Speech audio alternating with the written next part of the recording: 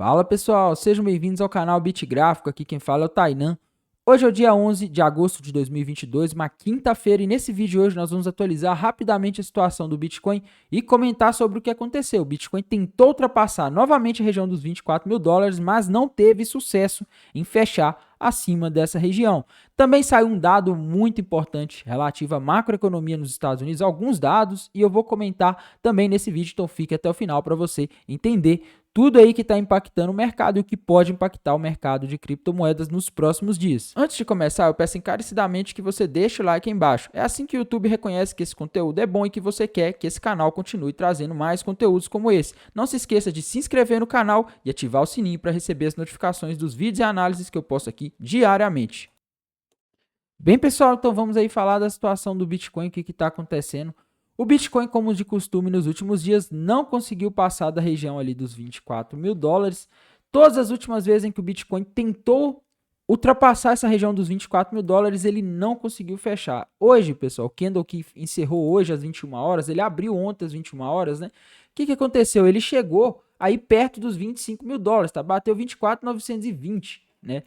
E o que aconteceu? Quando ele bateu lá, o mercado caiu, tá? Não conseguiu sustentar a alta. Isso porque provavelmente alguém vendeu. Hoje também a gente teve um movimento aí nas bolsas americanas que não ajudou, tá? Se a gente observar aqui, o gráfico do SP500, ele parece ter feito aí algo que dá para dizer que seria um martelo invertido, tá? Um candle aí que denota uma possível reversão de tendência. Não estou dizendo que reverteu, mas mostra que hoje teve realização, tá? O mercado começou a realizar lucro da alta dos últimos dias que a gente vinha tendo, né? O SP500 está subindo aí desde a metade de junho que o SP500 está subindo, tá? Então a gente tem aí quase 2 meses de alta nas bolsas americanas ali, principalmente no índice das 500 maiores empresas listadas na bolsa dos Estados Unidos, e pode ser que talvez agora o mercado esteja chegando próximo de um topo, tá? Até porque o SP500 também, apesar dele não estar fazendo um movimento muito parecido com o Bitcoin em termos de não conseguir passar a resistência,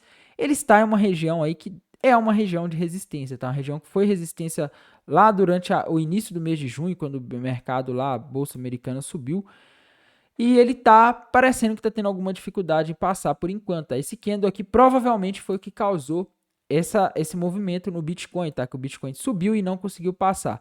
O Bitcoin estava aparentemente conseguindo aí passar a resistência dos 24, mas aí veio o SP500, bolsas americanas, e atrapalharam.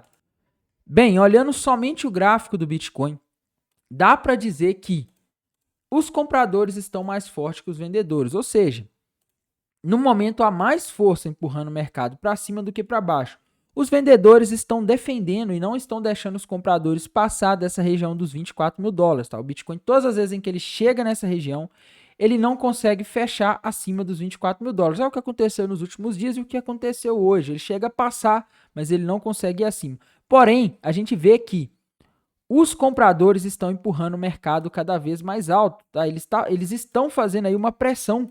Eles estão fazendo fundos mais altos. Né? Isso mostra que eles estão conseguindo empurrar cada vez mais alto e estão tentando quebrar essa barreira, esse ponto aqui que os vendedores estão defendendo na região dos 24 mil dólares. Tá?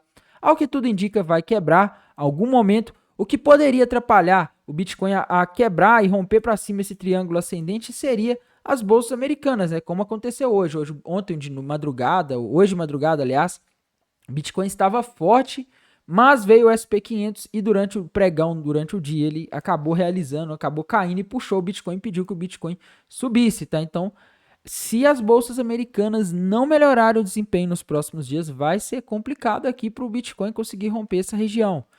E galera, eu tava falando com vocês há uns dias atrás que eu vi a possibilidade dele fazer um pivô de alta com alvo ali nos 28 mil dólares, mas eu já não vejo muito esse cenário, tá? Eu agora estou trabalhando mais com a possibilidade desse triângulo ascendente que tá bem evidente aqui nesse momento, tá? Se a gente desenhar aqui, a gente consegue ver um triângulo ascendente, consegue ver o volume de negociação diminuindo ao longo da figura, e se a gente projetar para cima, para tentar saber até onde que esse triângulo ascendente poderia jogar o Bitcoin, a gente vê um alvo lá na região dos 28 mil dólares, mas eu sinceramente tenho minhas dúvidas se o Bitcoin consegue ir lá, dado que o mercado está demonstrando que não tem muita força para esse tipo de movimento, tá? Eu vejo como resistência principal aí, como talvez um ponto que ele pode ir caso ele consiga de fato romper essa região dos 24 mil dólares, região dos 26.300 dólares, que é 61% da retração de Fibonacci. Esse seria o ponto alvo aí para o Bitcoin, pelo menos na minha visão, caso ele consiga aí de fato ultrapassar a região dos 24 mil dólares, tá?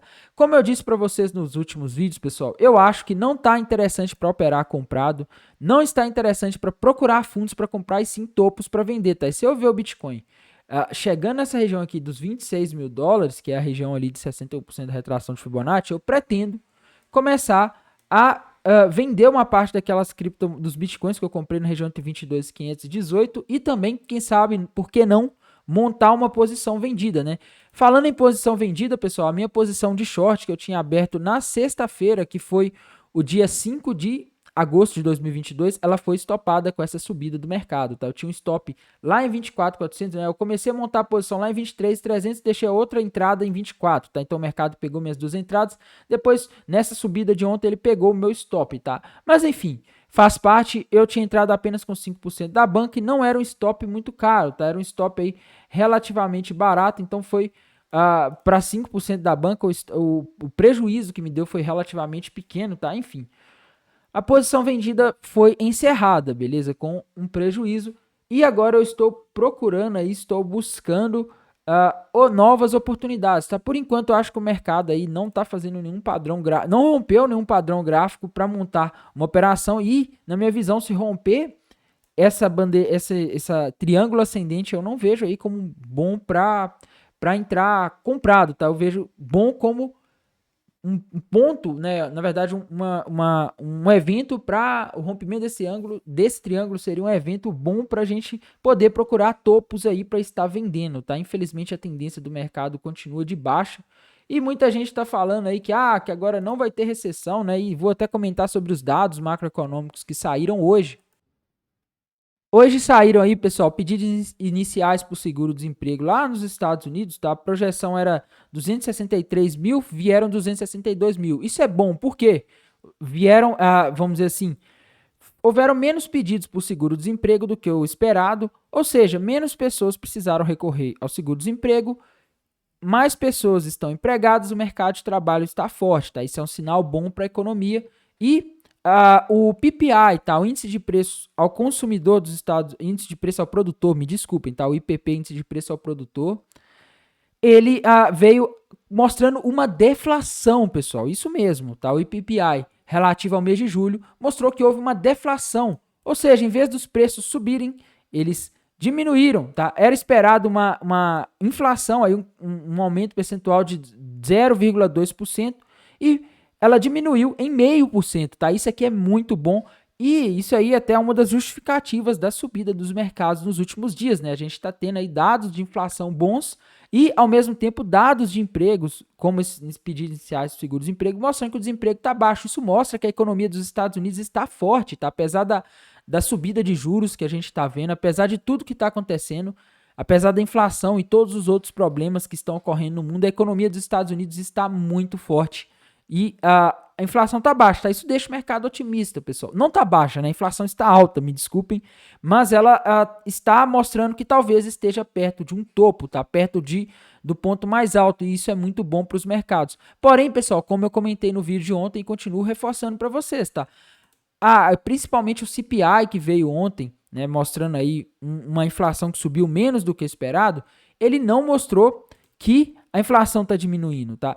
Era esperado 0,5% de crescimento na inflação mensal relativa ao mês de junho, veio 0,3%. Ela ainda cresceu, ainda está havendo inflação ao consumidor lá nos Estados Unidos, tá? Então, isso quer dizer que essa inflação, ela existe e ela ainda está alta, né? Como a gente sabe, a inflação anual, a projeção da inflação dos últimos 12 meses é alta e o Fed vai ter que combater essa inflação. Os preços ainda estão muito altos, eles vão ter que subir os juros para combater isso, tá? Então, o processo de subida de juros, o processo de aperto monetário que a gente está vivendo, ele não foi encerrado e aparentemente ainda tem muito chão. Até o Fed conseguir jogar essa inflação lá para 2%, tem que acontecer muita coisa, tá? Que a meta dele, se eu não me engano, é aproximadamente isso aí. Se ela tá mais de 8, e não foi rápido para chegar a mais de 8, pessoal. Foi todo um processo demorado também para causar essa inflação, tá? Então, a política monetária que o Fed está começando agora, começou agora em março de 2022, até ela começar a fazer um efeito e fazer essa inflação convergir para a meta do Banco Central dos Estados Unidos, vai demorar alguns meses aí, talvez muitos meses, tá? Provavelmente em 2023, início de 2023, a gente ainda vai estar vendo, vai estar presenciando aumento na taxa de juros dos Estados Unidos, e depois que eles aumentarem, eles ainda devem deixar ela alta por um tempo, tá? Então a liquidez dos mercados, que já diminuiu muito em relação ao início do ano, ela tende a diminuir ainda mais, tá? Principalmente se acontecer, como alguns dirigentes do Fed estão defendendo, de colocar a taxa de juros dos Estados Unidos em um patamar neutro, ou seja, um patamar contracionista, um patamar que contrai a economia, que contrai a liquidez e pode impactar os mercados, beleza? Então, galera, é basicamente isso. A gente teve esses dados hoje. Para amanhã, a gente não tem nenhum dado muito importante vindo de economia dos Estados Unidos, e penso que amanhã, né, a sexta-feira e os próximos dias, sábado e domingo, devem ser dias aí mais estáveis, tanto para bolsas quanto para o mercado de criptomoedas. Isso porque o mercado de criptomoedas segue as bolsas, que não vão estar funcionando no final de semana, e amanhã não vão haver dados muito relevantes para as bolsas aí para fazer preço e movimentar o mercado. Beleza? Bem, pessoal, por hoje é isso, sem grandes novidades.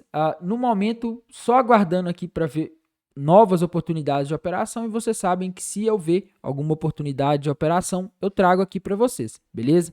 No mais, desejo uma boa noite, uma ótima quinta-feira e bons negócios. Até mais, tchau!